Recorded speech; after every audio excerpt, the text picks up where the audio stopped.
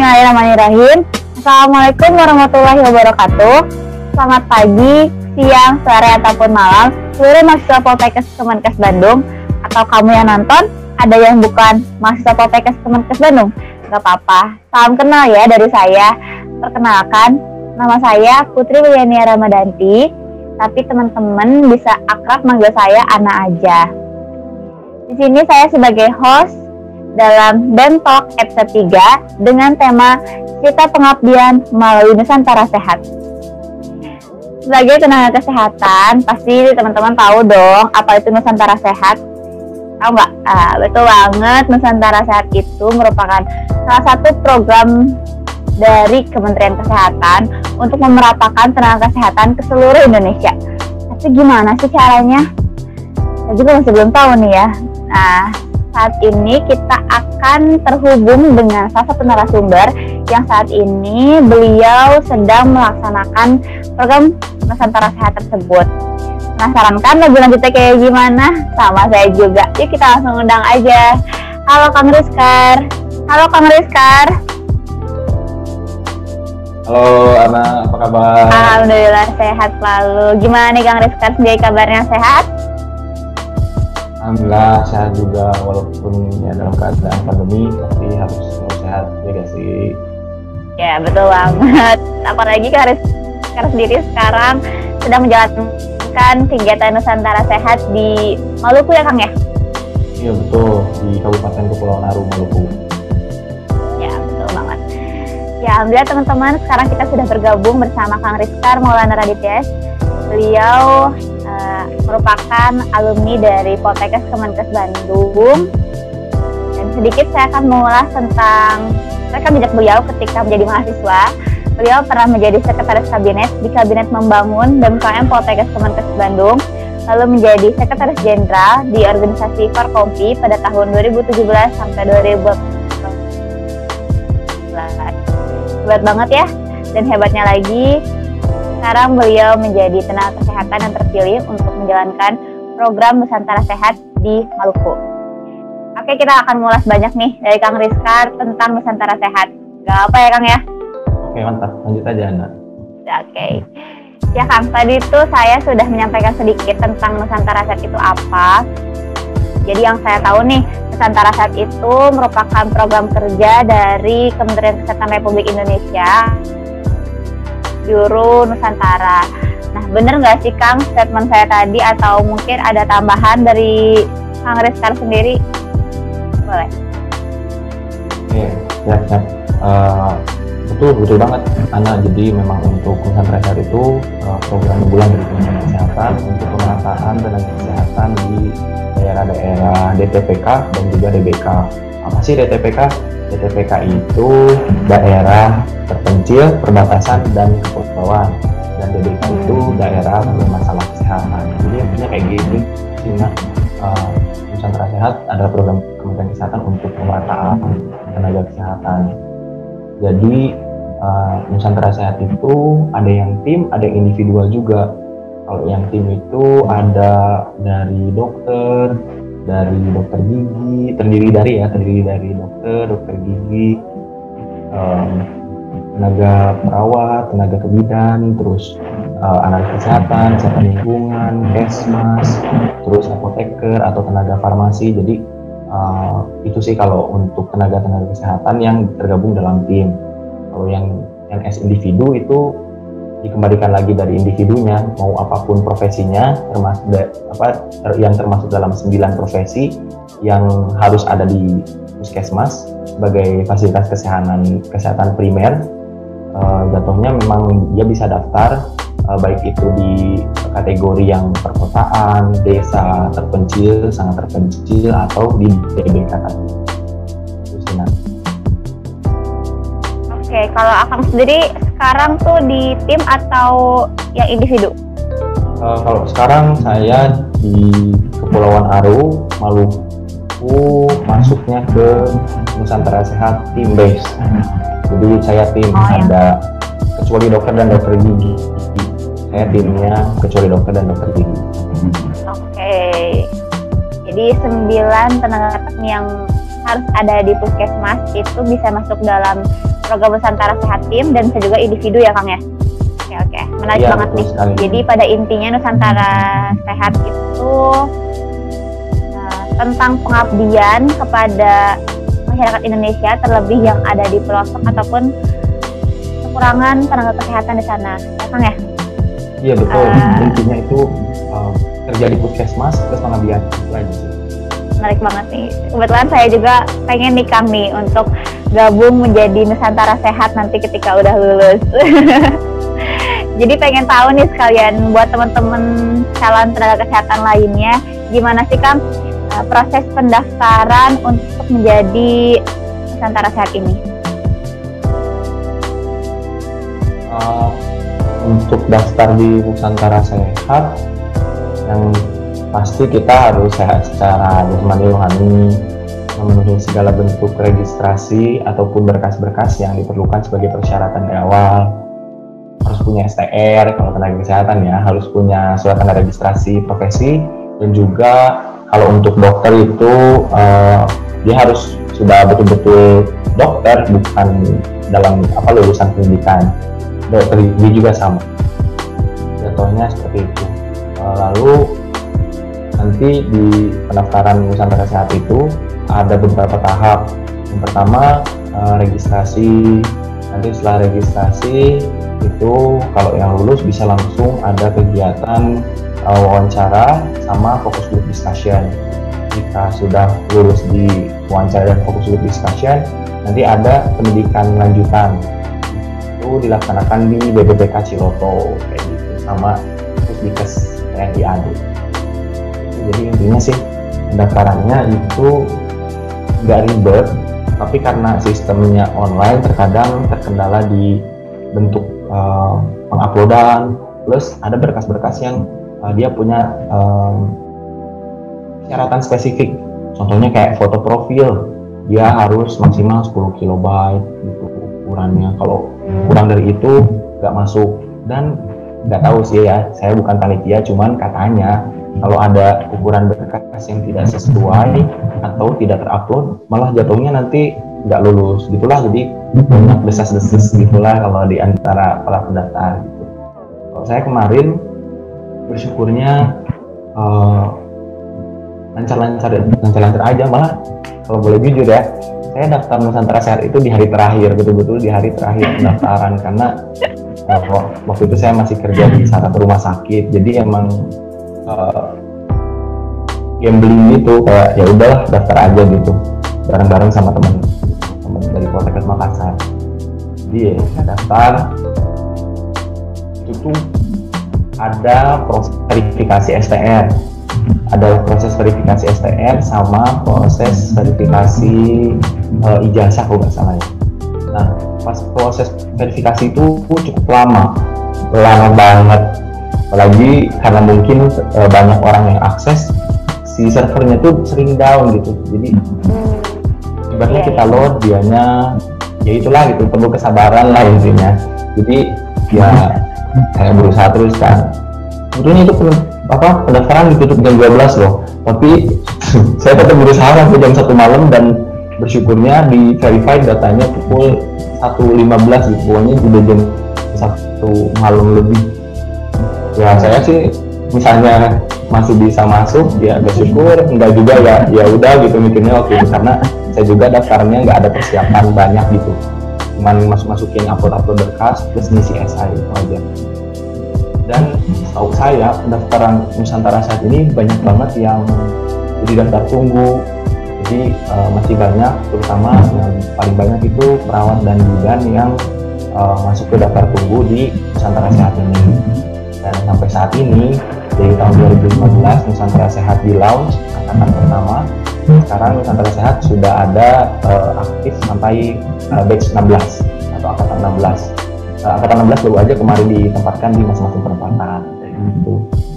Itu sih. Terus kalau masalah pendaftaran yang lain itu kayak wawancara biasa, tapi langsung dengan perwakilan dari entah itu profesi ataupun dari pihak Kementerian Kesehatan dan juga psikolog. Jadi ada psikolognya, ada ahli kesehatannya, ada wawancara, latar belakang dan lain-lainnya. Lalu ada kegiatan fokus group discussion, itu nanti bertemu dengan nakes lain yang daftar di Nusantara Sehat juga. Biasanya betul-betul random, kadang kita ketemu dokter 3 dalam satu grup, kadang ketemu bidan. Kalau kemarin saya waktu daftar itu ketemu sama dokter 1, bidan 2, gizi 1, sama analis 1, berteman sampai sekarang. Gitulah. Dan syukurnya mereka semua yang segrup itu lulus semua. Alhamdulillah, mantap. Seru banget nih perjalanannya. Tapi kalau kita mau mulai daftar nih Kang, itu di web mana ya Kang kalau boleh tahu? Kalau perihal web, sebetulnya kalau teman-teman yang memang noob atau mungkin mau cari tapi bingung, bisa coba search di Google aja Nusantara Sehat, Kementerian Kesehatan. Atau kalau yang mau langsung coba, websitenya itu di nusantarasehat.kemkes.go.id, di situ aja. Ini sih banyak, nanti dari laman tersebut selain bisa daftar, bisa juga dapat informasi terkait dengan Nusantara Sehat. Soalnya Nusantara Sehat sekarang bukan hanya yang individu dan tim saja, tapi ada juga Nusantara Sehat khusus untuk penanganan COVID-19. Ada program baru tuh ya ternyata. Berarti kalau bisa saya perkirakan nih periode pendaftaran tuh di awal tahun ya Kang? Atau bagaimana? Saya untuk Nusantara Sehat 2021 nih, itu mulai pendaftarannya di Januari kah? Kita mulai verified bekas atau di bulan apa nih biar yang mau ikutan Nusantara Sehat nanti bisa persiapan? Oke, tahu saya itu untuk pendaftaran di Nusantara Sehat ini, karena sistemnya itu upload berkas, jadi sebetulnya rekan-rekan bisa upload berkas sebelum jauh-jauh hari gitu, bikin akun dulu, upload berkas dulu, bikin esai dulu. Nanti semua bentuk berkas tersebut masuk ke database-nya Nusantara Sehat, seperti itu. Misal nanti dibuka biasanya untuk pendaftaran Nusantara Sehat itu dibuka mulai aktifnya itu 3 bulan sebelum penempatan. Otomatis penempatannya itu perangkatan ada di bulan September atau awal Oktober dan juga di awal Desember. Setiap tahun itu ada 2 kali atau ada 2 angkatan. Jadi kalau mau daftar biasanya efektif itu di bulan Juli atau di bulan Juni. Sudah dibuka, teman-teman bisa bikin akun, registrasi, upload berkas, bikin esai, seperti itu. Jadi perihal daftarnya itu nggak ribet, dari dekat-dekat hari juga bisa gitu. Yang udah lulus dan punya STR itu lu bisa mulai mengupload berkas ya Kang ya? Kalau syarat maksimum, kalau syarat maksimum untuk mengikuti Nusantara Sehat ada nggak Kang? Kan ada yang fresh graduate atau udah 2 tahun lulus atau 3 tahun lulus, atau emang bebas siapa aja nih? Kalau untuk Nusantara Sehat itu untuk yang tim ya, untuk yang tim dan yang individu. Untuk tenaga kesehatan selain dokter dan dokter gigi itu umur maksimal 30 tahun. Jadi umur terakhir yang bisa daftar Nusantara Sehat untuk tim dan individu itu 30 tahun. Kalau dokter sama dokter gigi itu maksimal 35 tahun. Jadi sudah masih bisa daftar maksimal di 35 tahun. Gitu sih. Tapi masalah kayak fresh graduate atau dia udah berapa kali lama kerja itu nggak ada batasan, karena hanya dibatasi dari segi umur aja. Dan ada ada persyaratan khusus lah kalau untuk yang mau ikut kelompok, maksudnya Nusantara Sehat tim. Nggak boleh menikah dalam waktu 6 bulan penempatan. Jadi harus ditahan dulu kalau ada rencana nikah itu 6 bulan setelah penempatan itu harus ditahan dulu. Oke. Jadi boleh cinlok sama sesama penempatan gitu ya. Tuh, tapi jangan dulu nikah, tunggu dulu 6 bulan pendekatan gitu. Berarti Kang Rizkar tahan dulu ya Kang ya, 6 bulan Kang. Tahan dong. Tahan dulu, tahan. Siap. Nggak boleh nikah dulu. Iya. Oh iya, terakhir nih untuk tentang proses pendaftaran itu, setahu saya Kang, seseorang hanya boleh ikut 1 kali ya Nusantara Sehat. Kalau Nusantara Sehat Team itu memang hanya untuk 1 kali saja. Misalnya kayak saya sekarang sudah Nusantara Sehat Team. Saya nggak boleh lagi tahun depan, ibaratnya setelah penempatan atau setelah penugasan 2 tahun kemudian, saya nggak boleh lagi ikut yang tim. Ya perlu ditekankan juga kalau Nusantara Sehat ini program kontrak tenaga kesehatan di DTPK dan DBK selama 2 tahun pengabdian. Jadi jatuhnya setelah saya 2 tahun di sini sebagai tim Nusantara Sehat, saya nggak boleh ikut lagi tim, tapi boleh ikut yang individu. Seperti itu sih. Boleh. Tadi sih nyambung sama jawaban Akang. Ada ekspektasi yang bilang katanya kalau ikut Nusantara Sehat seru gitu ya, bisa ketemu orang baru, bisa mengolah atau menyampaikan skill kita lebih kepada orang lain di luar sana dan lain sebagainya. Pengen tahu nih, itu kan hanya ekspektasi kita ya yang belum terjun langsung ke Nusantara Sehat. Kalau dari Akang sendiri, bagaimana sih Kang ekspektasi dan realita Akang ketika sekarang sudah jadi bagian dari Nusantara Sehat? Oke. Ini pertanyaan paling banyak sih, banyak orang yang kayak entah bisa dibilang terlalu over excited atau malah skeptis sama Nusantara itu ada. Jadi misal mereka tuh berekspektasi tentang Nusantara Sehat itu tenaga kesehatan yang dibayar dengan gaji besar. Padahal realitanya kalau masalah salary, jumlah salary itu di atas rata-rata. Kalau seandainya kita ditempatkan di perkotaan atau bekerja di rumah sakit dengan kondisi misalnya saya kan dulu fresh graduate gitu, belum punya pengalaman, jadi perihal salary atau gaji itu nggak terlalu banyak atau nggak terlalu besar. Di Nusantara saat ini sudah ada sudah ada acuan gitu, karena kan ini program pemerintah. Kalau dibilang besar, salary-nya cukup besar, tapi kita perlu ketahui lagi realita ya, saya bilang realita. Kita ditempatin di daerah-daerah yang memang sulit akses. Saya bilang sulit akses. Jadi uang yang masuk itu lumayan banyak, tapi pengeluaran yang kita keluarkan setiap bulan itu banyak, jatuhnya gitu. Jadi kalau kasar-kasarnya gimana ya? Kalau teman-teman saya selalu sarkas kayak gini. Lebaran kita pulang nggak ya? Aduh, biaya tiket pulang juga udah harganya 2 kali atau 2 bulan gaji gitu. Jadi kayak kita tuh pulang nggak ya gitu. Jadi emang banyak hal-hal yang realitanya kayak gitu. Jadi bagi teman-teman yang emang gabung ke Nusantara Sehat untuk ya kita nggak boleh menutup, ibaratnya kayak nggak bisa menyalahkan latar belakang semua orang ya, atau beberapa orang gitu. Kalau memang bekerja itu untuk mendapatkan bayaran, mendapatkan honorarium seperti itu. Tapi saya bilang di sini ya, honorarium itu bukan suatu hal yang kita harus jadikan acuan paling utama, karena perihal honor itu akan ada jalannya sendiri gitu.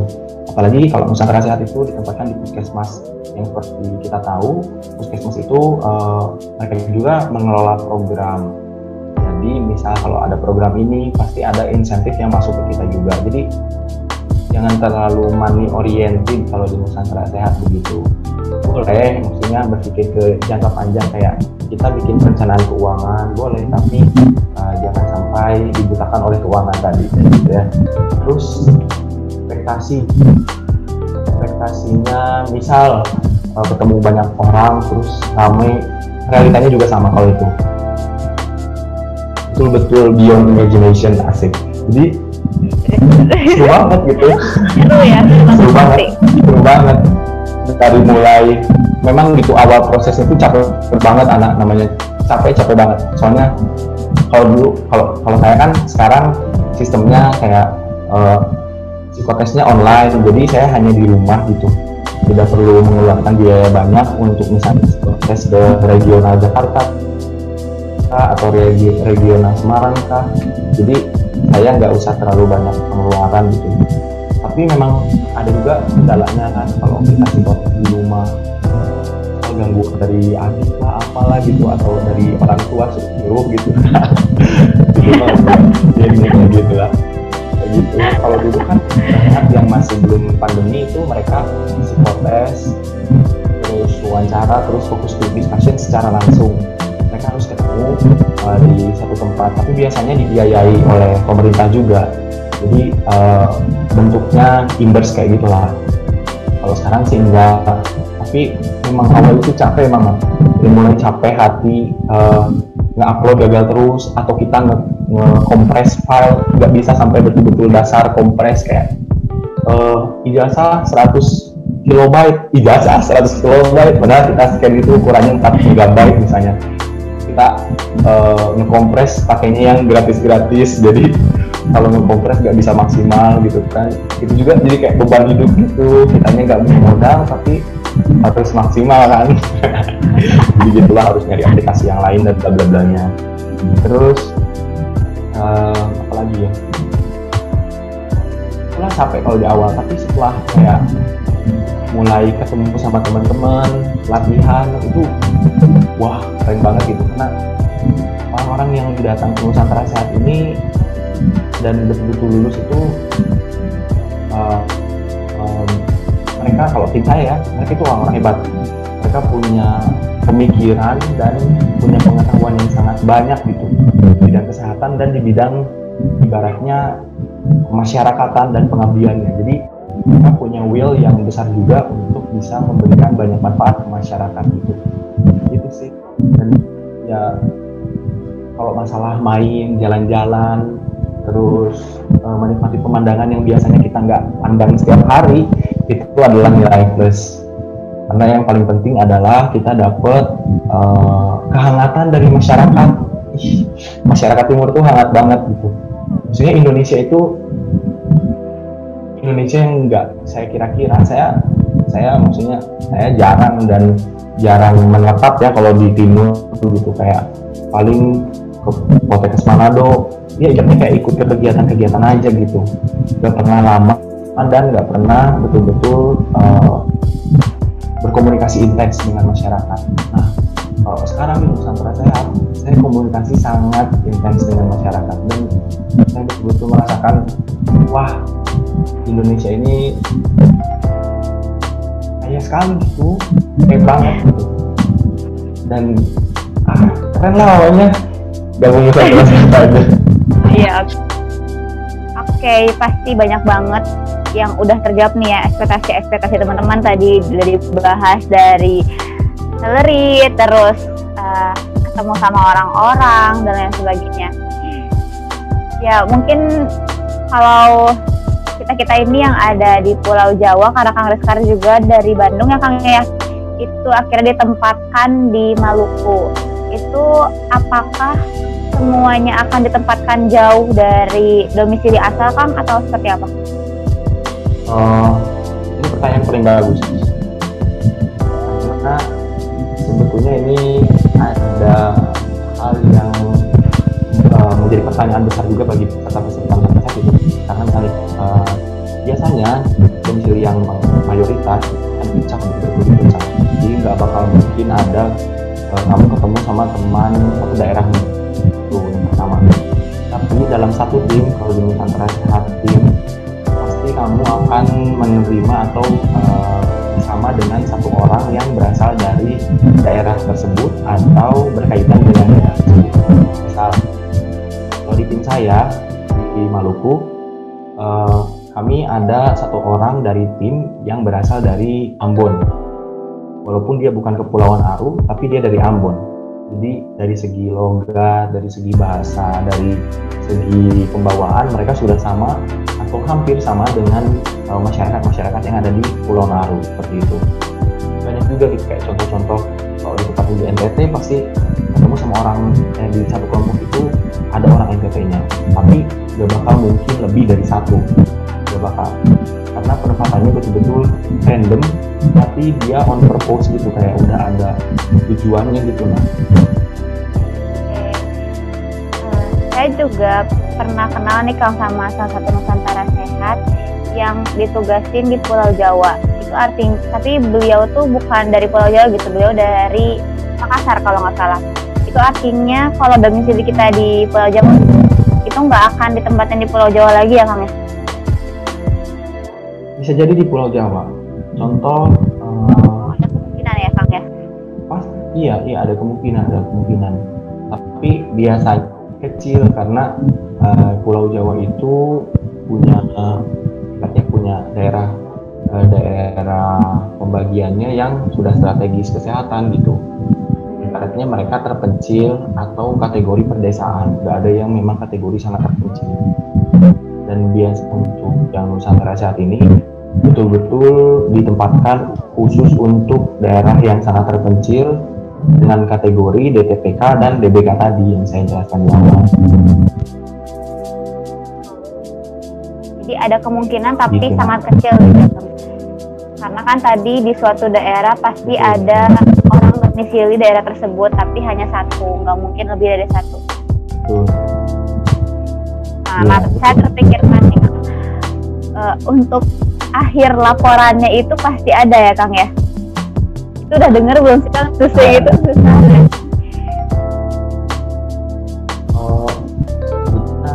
Di hal laporan itu jatuhnya memang kita dikasih pelatihan untuk pembuatan laporan karena kita kan dalam pelatihan itu ada materi untuk laporan yang disampaikan oleh Pusdiknankes.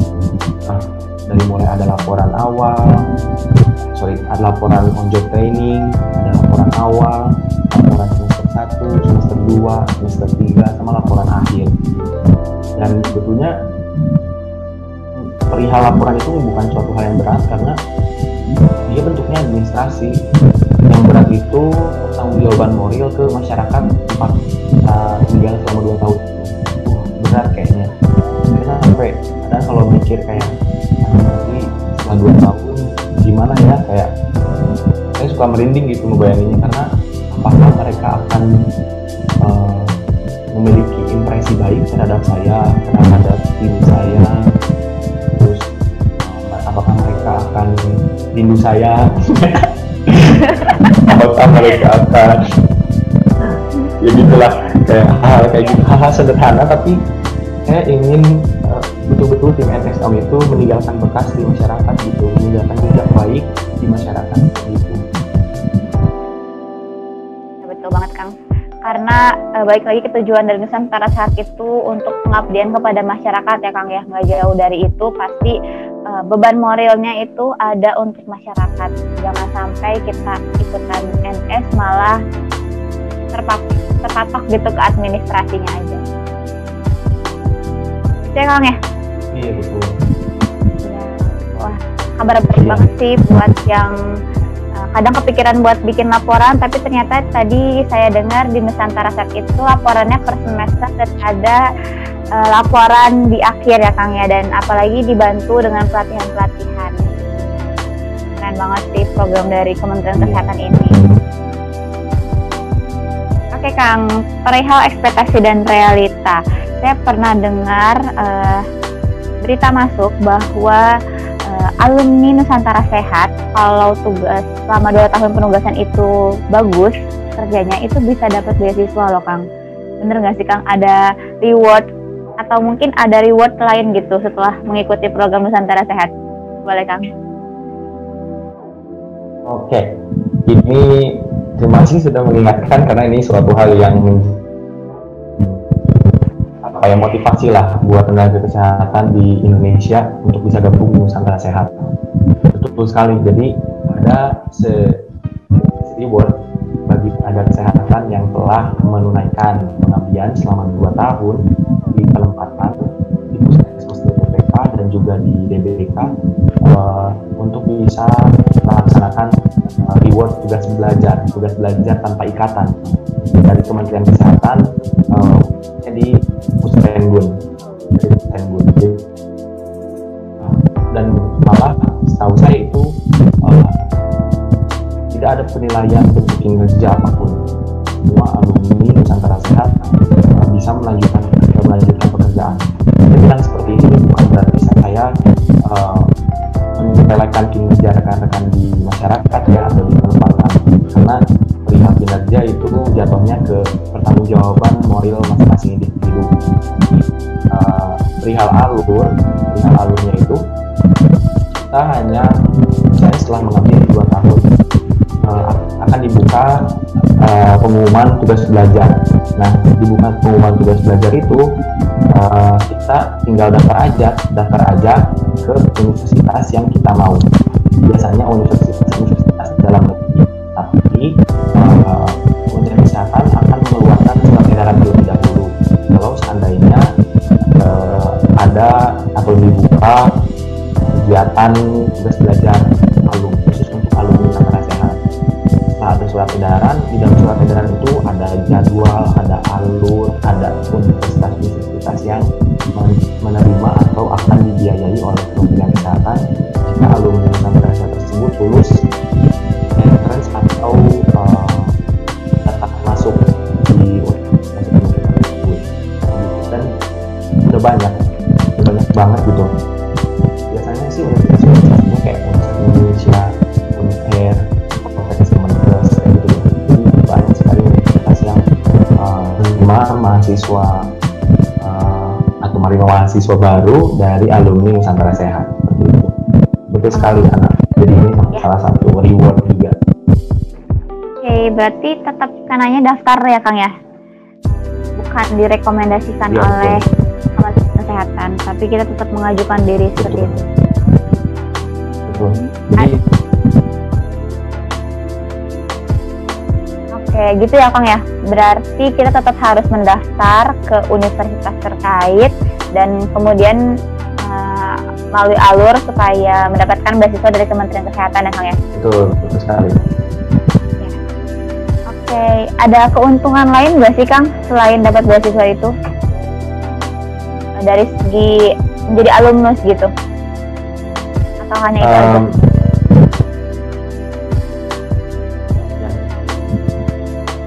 Keuntungannya ya. Jadi sebetulnya untuk keuntungan yang didapatkan alumni dari Nusantara Sehat itu banyak sekali. Selain kuliah bisa dibiayai oleh Kementerian Kesehatan, alumninya juga bisa mendapatkan keterangan yang ditandatangani oleh langsung yang menjelaskan bahwa individu tersebut pengabdian selama 2 tahun di DTPK, dan dari surat keterangan tersebut kalau seandainya alumni NS itu berkeinginan untuk CPNS setelah lulus SKD, biasanya di SKB itu setelah hasilnya dimatrikulasikan dengan psikotes dan hasil SKB dan pengalaman-pengalaman lain, itu akan nge-boost nilai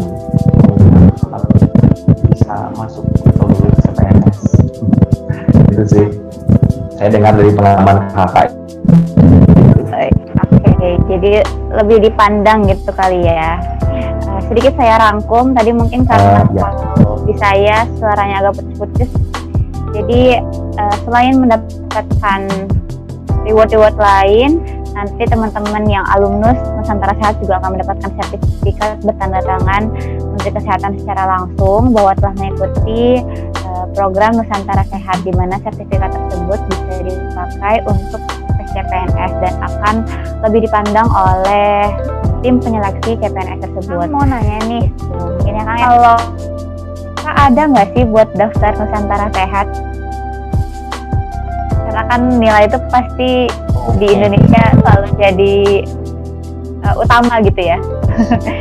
Utama. Ya, oke. Sebetulnya kalau dari IPK itu mungkin jadi salah satu pertimbangan, tapi bukan yang utama, karena kalau saya dapat dari hasil pemaparan saat penutupan di kegiatan pembekalan Nusantara Sehat batch 15 kemarin, disampaikan bahwa Nusantara Sehat tim ini terpilih karena mereka bisa betul-betul berkomunikasi dengan sangat baik terhadap masyarakat. Mereka punya dasar skill, punya pengetahuan sesuai dengan profesi mereka masing-masing untuk bisa diimplementasikan di masyarakat, dan mereka bisa ibaratnya mereka itu terbuka dan betul-betul mau menyerap segala bentuk informasi baru dan pembelajaran baru di saat pembekalan kemarin.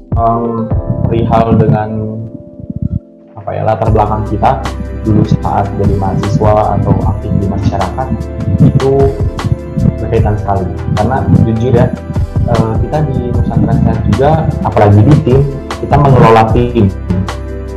Pertama kita mengelola tim, gimana caranya kita bisa saling terbuka dan bisa saling terima terhadap semua orang yang ada di tim tersebut. Kalau seandainya kita belum pernah bertemu dengan banyak orang, mengelola hal-hal atau mengelola suatu permasalahan dengan banyak orang, biasanya di tim itu akan sangat chaos. Tapi kalau seandainya kamu sudah punya basic, ibaratnya ikut kepanitiaan, ikut pengurus di suatu organisasi, kamu akan lebih mudah untuk bisa memimpin dan dipimpin di suatu tim. Itu yang pertama.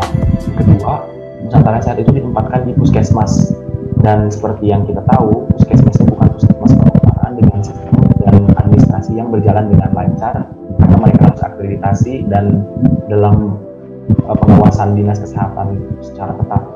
Kita ditempatkan di puskesmas yang dalam kategori terpencil, perbatasan, dan juga kepulauan, atau puskesmas dengan masalah kesehatan. Jadi jatuhnya banyak hal yang menjadi tantangan di sini untuk perbaikan sistem administrasi, sistem kepemimpinannya, sistem keuangannya. Hal-hal seperti itu menjadi suatu hal yang urgent sih kalau menurut saya, karena Nusantara Sehat ini hanya 2 tahun. Setelah 2 tahun, entah ada tahun selanjutnya yang menjadi Nusantara Sehat di puskesmas tersebut atau tidak. Kalau seandainya kita Nusantara Sehat hanya bekerja untuk memberikan pelayanan kesehatan dan melaksanakan program Nusantara Sehat, atau bekerja di puskesmas saja, tidak berusaha untuk merubah sistem yang ada di puskesmasnya, itu sangat percuma kalau menurut saya. Itu sih. Dan satu lagi, Nusantara Sehat itu tujuannya untuk bisa menimbulkan adanya referensi atau keberulangan. Ibaratnya kayak saya sekarang ditempatkan di puskesmas Lorang. Nah, misal nanti ada CPNS untuk di puskesmas Lorang, nah saya tuh kemungkinan akan tertarik gitu untuk bisa bekerja di puskesmas Lorang lagi, atau misalnya jadi tenaga kesehatan kontrak provinsi kah atau kontrak kabupaten, kayak itu bisa. Jadi seperti itu, ibaratnya kayak menimbulkan rasa cinta terhadap tanah yang telah diinjak sebelumnya.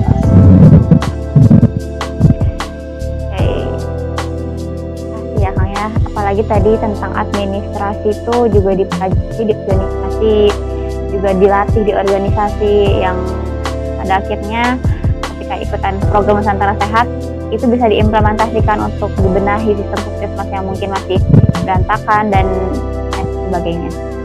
Semangat ya para organisator, semoga apa yang kalian perjuangkan sekarang di organisasi bisa bermanfaat di tempat kerja kalian nanti dimanapun itu. Oke Kang, pertanyaan selanjutnya ini, ada nggak sih Kang tips untuk para mahasiswa nih yang masih kuliah, yang nantinya udah lulus punya cita-cita untuk gabung di Nusantara Sehat? Kalau perihal tips, saya sih cuma bisa bilang on your eager gitu, kayak kamu harus tetap bersemangat terhadap apa yang kamu harapkan. Soalnya jujur ya, saya ikut Nusantara Sehat itu terinspirasi oleh salah satu kakak tingkat saya di jurusan kesehatan lingkungan juga. Beliau angkatan 2 atau batch 2 di Nusantara Sehat, penempatan di Papua. Dan setelah dengar ceritanya kayak, wah kayak gini. Lalu kayak misalnya saya kemarin betul-betul lihat orang bantu persalinan karena tenaga kesehatan di sana sangat terbatas. Lalu misalnya mereka harus melakukan pemeriksaan laboratorium atau hal-hal yang berkaitan dengan kelistrikan itu malam-malam karena listrik hanya hidup malam hari. Terus betapa sulitnya mendapatkan air, betapa sulitnya akses. Ibaratnya kayak kamu harus dari satu desa ke desa yang lain jalan kaki kalau di Papua itu kan. jalan kaki selama 4 jam. Maksudnya hal kayak gitu tuh kayak wah, keren banget gitu. Dan saya saat itu kayak challenge lah, kayak betul-betul petualangan itu keren banget gitu. Jadi jatuhnya saya dari situ mulai agak kepo ke Nusantara Sehat, ke kakak-kakak yang akhirnya dia ikut Nusantara Sehat juga di berbagai penempatan. Jadi sebetulnya alumni Poltekkes Kemenkes Bandung itu bisa dibilang banyak yang ikut Nusantara Sehat. Contohnya di batch 13 ini, di batch 13, di batch 14, di batch 15, sama di batch 16. Total itu ada sekitar 6 alumni Poltekkes Kemenkes Bandung yang aktif sebagai Nusantara Sehat tim. Kalau yang individu banyak, karena untuk Nusantara Sehat untuk tim, untuk individu itu dia bisa daftar di mana saja. Misalnya kayak saya setelah lulus Nusantara Sehat tim, saya bisa daftar di puskesmas yang ada di Kota Bandung, atau yang ada di Jawa Barat, atau yang ada di Pulau Jawa kayak gitu. Ya, jadi tipsnya selain bersemangat dengan apa yang kamu usahakan sekarang, pastinya belajar sih. Jangan lupa untuk selalu sadar bahwa apa yang kamu kejar sekarang, apa yang kamu cari sekarang, apa yang kamu pelajari sekarang bisa memberikan manfaat yang sangat besar gitu bagi orang di sekitar kamu nanti dekatnya. Tapi semua itu kembali ke kamu juga, apakah kamu mau mengimplementasikan dan menebar manfaat sebanyak-banyaknya, seluas-luasnya kepada orang di sekitar kamu atau tidak. Karena kerja di kota atau nikmatnya hidup, instannya hidup di kota itu sudah banyak orang yang mau. Belum banyak orang yang mau betul-betul turun ke daerah yang sulit akses, sulit banyak dalam banyak hal gitu. Mulai hal-hal yang paling dasar seperti air, listrik, hal seperti itu juga sulit, itu masih sedikit. Jadi buat apa kamu bergeromol di kota, sedangkan kamu di tempat lain yang lebih membutuhkan kamu gitu. Sekarang sistemnya, apakah kamu mau dibutuhkan atau kamu hanya kerja sesuai kebutuhan? Itu aja sih. Mantap, keren. Ya, makasih ya Kang ya atasnya. Jadi buat kamu nih yang lagi nonton Talk episode 3 ini, kalau mau mengikuti program Nusantara Sehat nanti ketika sudah lulus, atau mungkin sekarang sudah lulus dan akan mempersiapkan Nusantara Sehat di tahun depan, itu teman-teman yang pasti tetap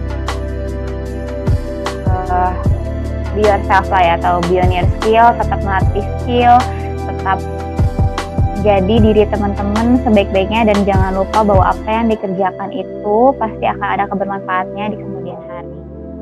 Oke Kang Rizkar, paling segitu aja nih pertanyaan dan ulikan dari kita kepada Kang Rizkar mengenai Nusantara Sehat. Buat teman-teman yang masih mau bertanya, boleh tanya aja di kolom komentar. Dan jangan lupa kasih review menarik apakah channel ini atau pembahasan hari ini berguna atau enggak buat kalian. Dan terakhir dari Kang Rizkar, boleh menyampaikan closing statement nih Kang untuk pembahasan hari ini. Oke, terima kasih banyak ya karena sudah memoderatori atau jadi teman ngobrol saya hari ini. Untuk closing statement dari saya, dimanapun kalian bekerja, belajar, atau mungkin ibaratnya hanya berada di masyarakat, jangan lupa untuk bisa memberikan manfaat seluas-luasnya dan sebanyak-banyaknya gitu. Dan dengan Nusantara Sehat, insya Allah segala bentuk pendidikan, pengetahuan, dan semangat yang sudah ada untuk melakukan pengabdian itu bisa salurkan lebih maksimal. Dan pastinya saya berdoa selalu kita bisa diberikan keselamatan, perlindungan, dan juga kesehatan, dan kita bisa istiqomah dalam melakukan pengabdian. Itu saja sih, karena sekarang itu di musim pandemi seperti ini, jiwa kemanusiaan itu lebih dipertaruhkan dibandingkan yang lainnya, karena banyak orang yang dapat kesempatan lebih banyak dan lebih banyak orang juga yang tidak mendapatkan kesempatan sama sekali. Jadi berbagi itu adalah hal yang penting di masa pandemi. Itu paling anak. Sekali lagi saya ucapkan terima kasih kepada rekan BEM, kepada anak juga yang sudah jadi teman ngobrol, dan juga kepada para pendengar. Mohon maaf, memang ya keadaannya seperti ini, jadi saya minta maaf kalau memang ada kesalahan teknik atau suara tidak jelas atau mungkin saya nggak jelas, saya minta maaf. Plus saya ucapkan selamat bertugas kepada seluruh tim Nusantara Sehat, baik yang tim atau individu yang ada di penempatan terpencil, sangat terpencil, kepulauan, dan negara bermasalah kesehatan. Semoga kita semua diberikan kemudahan dalam melaksanakan kegiatan peningkatan kapasitas kesehatan di masing-masing wilayah. Dan kepada para alumni Nusantara Sehat juga, mohon bimbingannya jika memang ada hal-hal yang kurang atau keliru dari yang saya sampaikan tadi, mungkin bisa disampaikan lebih lanjut dalam kolom komentar. Terima kasih. Terima kasih kembali Kang Adiskar ya, teman-teman para penonton semuanya. Sebagai informasi, sebenarnya dalam perjalanan rekaman kali ini tuh banyak banget kendalanya, terutama karena sinyal ya. Tapi walaupun banyak kendala yang menghalangi dari para tenaga kesehatan yang sedang menjalankan tugas sebagai Nusantara Sehat,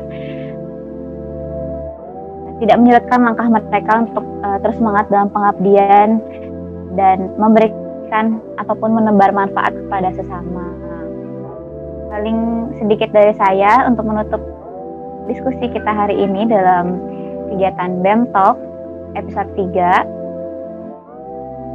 Pengabdian bisa dilakukan di mana saja, bukan tentang sejauh apa kita mengabdi, tapi seikhlas apa kita menebar kebaikan itu untuk sesama. Jangan pernah ragu untuk memulai kebaikan, karena segala sesuatu itu pasti akan terbalas. Mau sekarang ataupun nanti, semoga kamu yang saat ini sedang berjuang untuk mengabdi, terus diberikan semangat agar kamu akan bisa melihat hasilnya di kemudian hari dengan berbangga hati. Sekian dari saya, Putri Biliani Ramadanti dari BEM KM Poltekkes Kemenkes Bandung, Kabinet Bergema. Sampai bertemu di BEM Talk episode selanjutnya. Dadah!